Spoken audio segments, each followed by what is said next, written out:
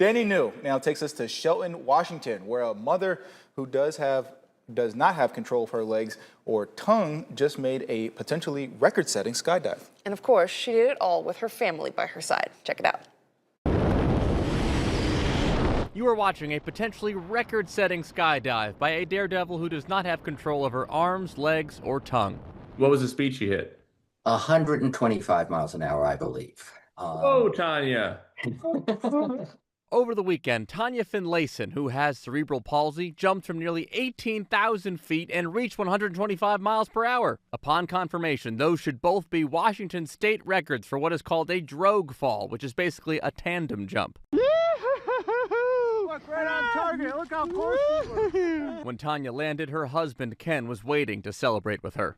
It feels really special, and honestly, a bit surreal. I sent questions ahead of time to Tanya, who uses a communication system she helped create called the Tandem Master. Essentially, sensors interpret the back of her head's movements in Morse code. What do you enjoy about skydiving? Skydiving feels like freedom to me. For a little while, I am not defined by my disability or the obstacles I face on the ground.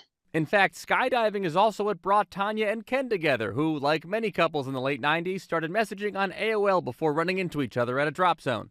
While Ken says he was a little hesitant at first, It's a little bit intimidating, but as I got to know her, her strengths outshine her weaknesses very quickly.